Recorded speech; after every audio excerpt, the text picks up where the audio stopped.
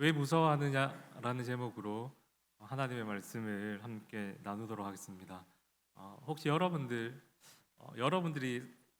4살 때 또는 5살 때 경험했던 또한 잊지 않고 있는 기억들이 있습니까? 예를 들면 그 당시에 내 친구가 누구였는지, 아니면 좋아하는 게 무엇이었는지, 아니면 부모님들과 추억에 기억에 남을 만한 좋은 곳을 갔다든지 하는 기억들이 있으세요? 네, 저는 없습니다. 어제 일도 가물가물한데 몇십 년 전 일이었지 기억이 잘 나겠습니까? 그럼에도 불구하고 저는 4살 때, 5살 때 각각 한 가지 기억들이 뚜렷하게 있습니다. 4살 때는 어떤 기억이냐면 아마 크리스마스였던 것 같습니다. 지금 생각해 보니까 자고 있는데 큰 누나하고 작은 누나하고 저를 막 깨웠습니다. 그래서 제가 잠결에 일어나가지고 이것들이 흑백으로 기억이 나거든요. 일어났더니 우리 누나들이 산타 할아버지가 선물을 두고 갔으니까 빨리 뜯어보라고 하는 거예요. 그래서 제가 그 잠결에 뜯었더니 뭐가 나왔냐면 덤프 트럭에 그 장난감 자동차 있지 않습니까? 그게 딱 나왔던 기억, 거기까지 딱 납니다. 제가 뭐 좋아했는지 기뻐했는지 기억나지 않고 그냥 거기까지 기억이 나고 5살 때 있었던 기억을 한번 나누고 싶은데 이 기억은 무엇이냐면 저희 집이 그 다세대 공동주택에 살았거든요. 뭐 예전에 다 그런 집 많았잖아요. 그래서 뭐 주차장도 아닌 것이 뭐 통로도 아닌 것이 이렇게 사람들이 왔다 갔다 할 수 있는 중간에 길 같은 게 있잖아요. 이렇게 이렇게 있고 거기서 이제 뭐 윗집 아랫집 옆집 뭐 할 것 없이 막 동네 꼬마들 거기서 다 놀지 않습니까? 거기까지 또 차가 쌩쌩 다니지 않으니까 거기서 이렇게 저도 많이 놀았었는데 그때 저를 이렇게 잘 때렸던 친구가 한 명이 친구가 아니죠. 잘 때렸던 아이가 한 명이 있었어요.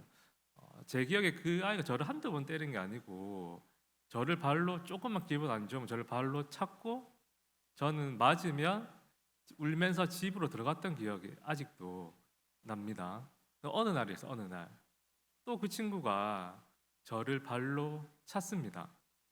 원래는 제가 울면서 집으로 들어가야 되는데 그 친구가 저를 찰 때 제가 무엇을 봤냐면 어렸을 때 기억이 생생하게 나는데 우리 집 대문에서 엄마하고 작은 누나하고 손잡고 제 쪽으로 걸어오는 모습이 제가 맞으면서 딱 봤거든요. 그래서 제가 어떻게 했냐면 맞고 나서 똑같이 그 친구를 발로 빵 하고 찼습니다. 지금 생각해 보면 엄마가 와서 나를 도와주겠지. 넌 이제 오늘 나한테 큰일 났다 이제 뭐 이런 걸 생각을 했겠습니까? 생각 안 했을 것 같은데 본능적으로 제가 맞을 때 이렇게 저기서 엄마가 지금 오고 있는 걸 제가 봤거든요. 본능적으로 엄마는 나에게 있어서 어떠한 존재인지를 깨달았고 그리고 엄마라고 한다면 엄마와 함께 있다라고 한다면 그 5살 아이 뭐든지 할 수 있는 그런 용기와 자신감이 있지 않았겠습니까? 그것이 제가 그 친구를 한테 맨날 맞기만 하다가 한번 발로 찰 수 있었던 원동력이 아니었는가라고 지금 한번 생각을 해 보았습니다.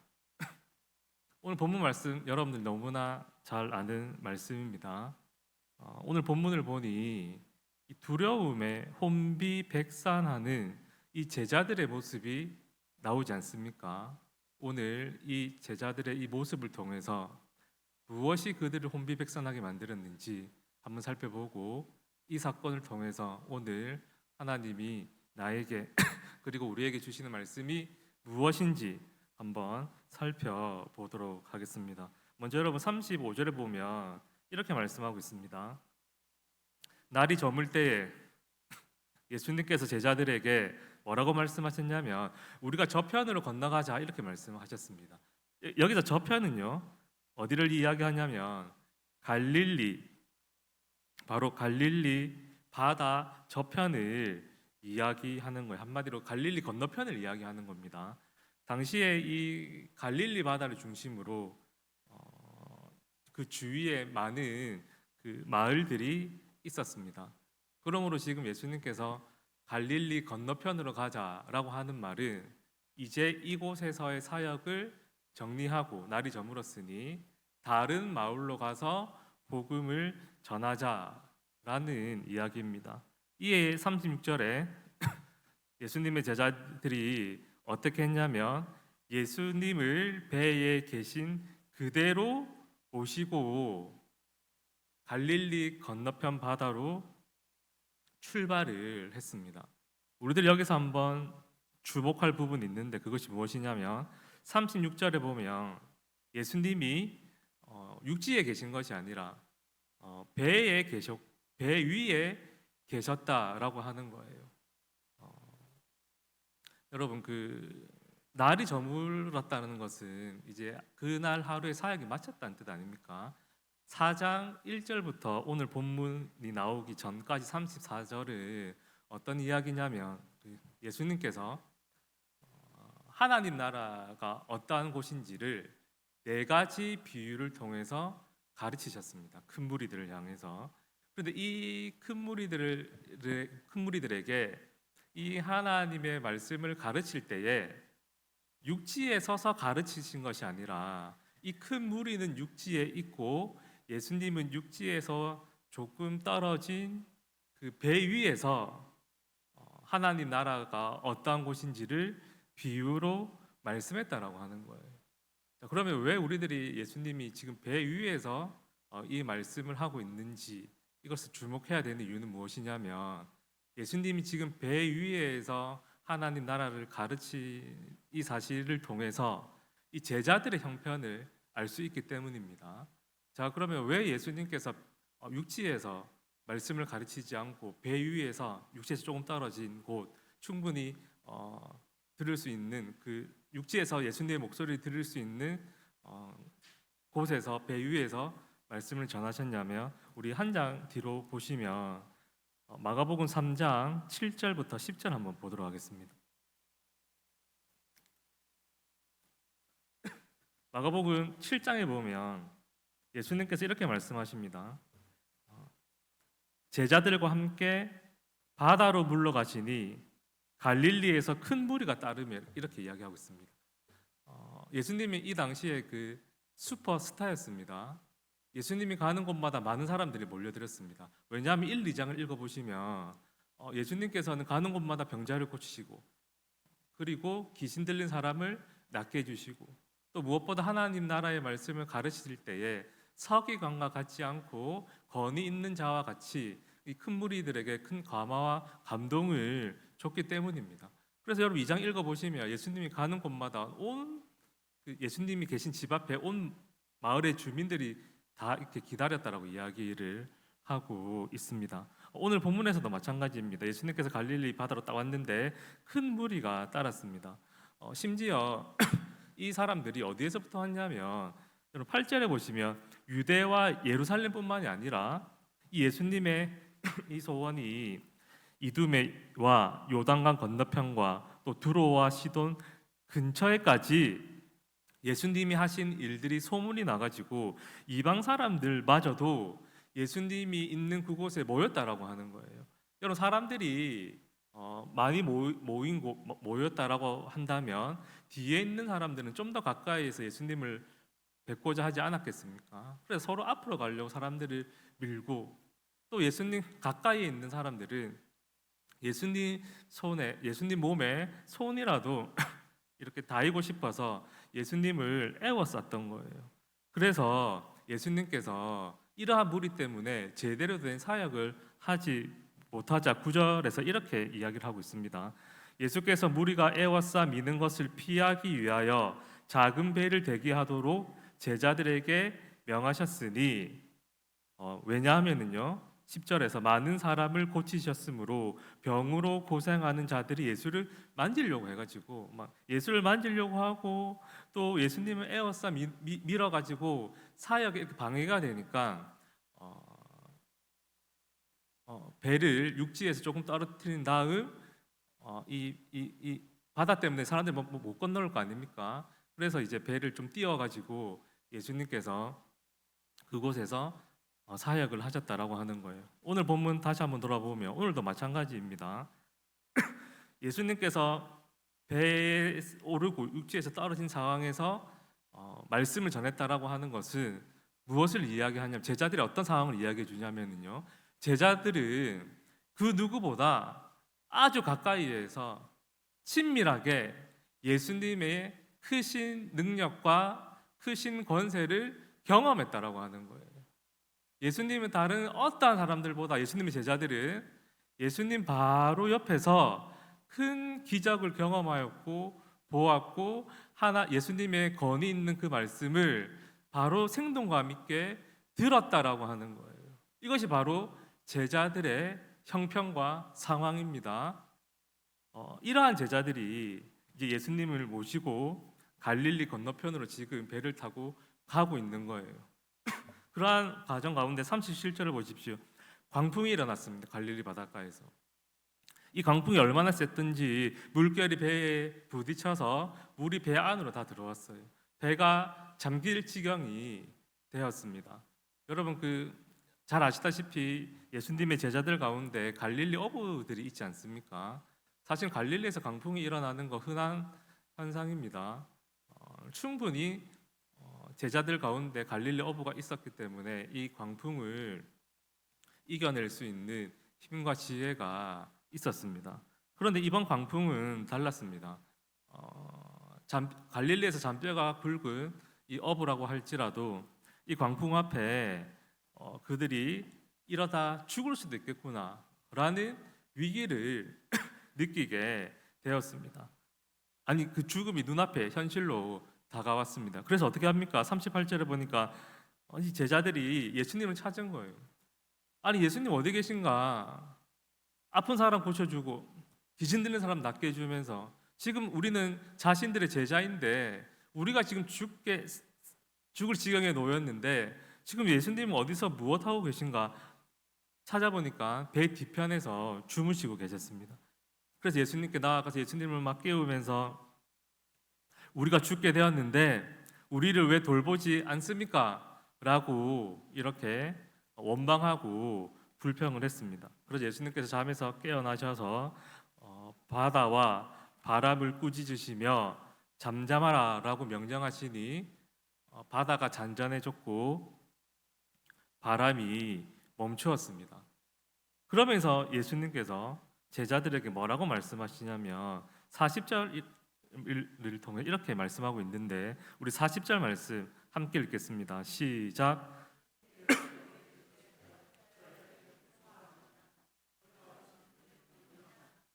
아멘.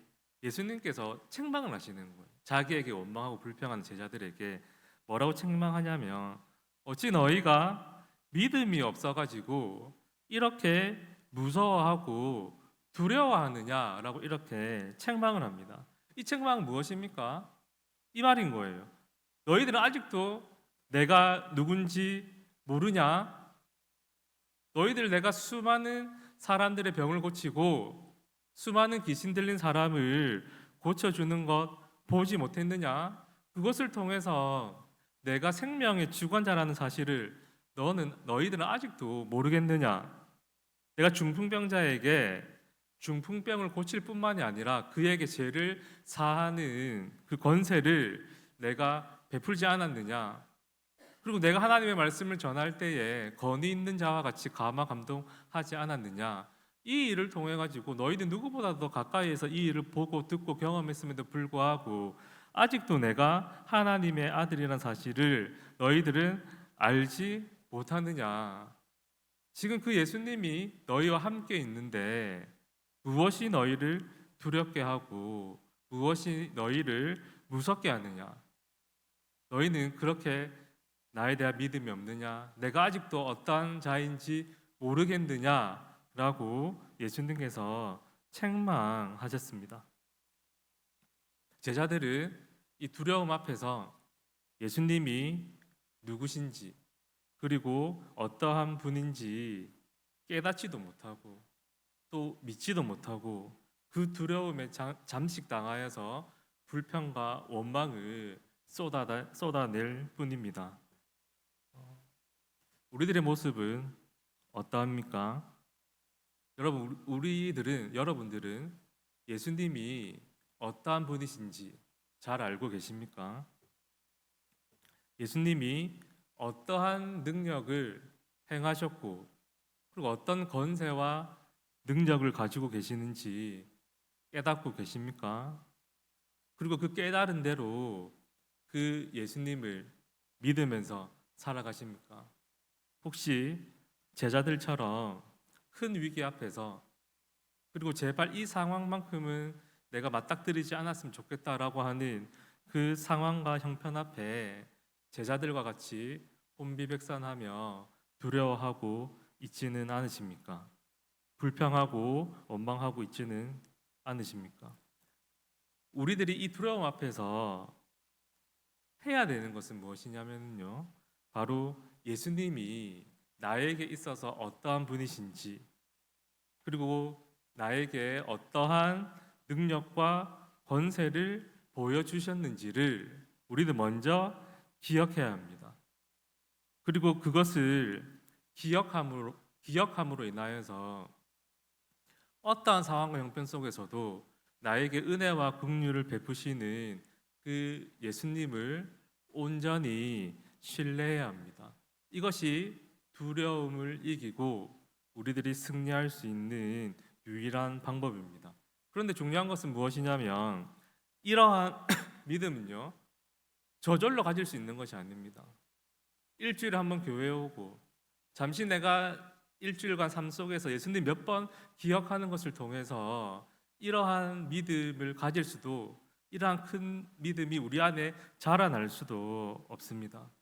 이 믿음은요 평소에 하나님의 말씀을 가까이 하는 사람, 그래서 평소에 하나님의 말씀을 읽고 묵상하여서 예수님이 나에게 어떤 분이시구나 라는 사실을 깨닫는 사람, 그리고 예수님이 내 삶 가운데 어떠한 능력을 베푸시고 어떠한 권세로 나를 인도해 주시는지 이 말씀을 통해 깨닫고 또 말씀을 읽고 묵상하는 것을 통해서 예수님께서 나를 얼마나 사랑하시는지, 예수님께서 나를 통해 하고자 하는 하나님의 뜻이 무엇인지를 이 말씀을 통해서 깨닫는 자만이 바로 이 믿음이라고 하는 하나님의 이 선물을 받고 누릴 수가 있는 거예요.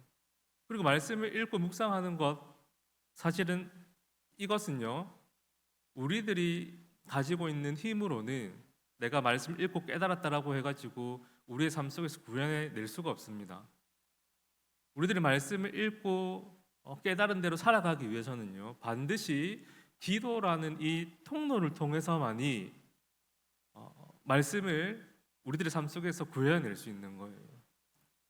기도가 말씀을 내 삶의 능력 가운데 구현해내는 역할을 하기 때문에 말씀을 읽고 깨달았다라고 한다면은 간절한 기도를 통해서 하나님 이 말씀의 능력이 권세가 이 하나님의 뜻이 나의 인격과 삶을 통해 온전히 드러날 수 있게 해달라고 하는 이 간절한 기도를 통해서 우리는 비로소 우리 안에 믿음이 자라나게 되는 것이고 우리들의 믿음이 자라남으로 말미암아 믿음의 큰 용사가 되는 것입니다.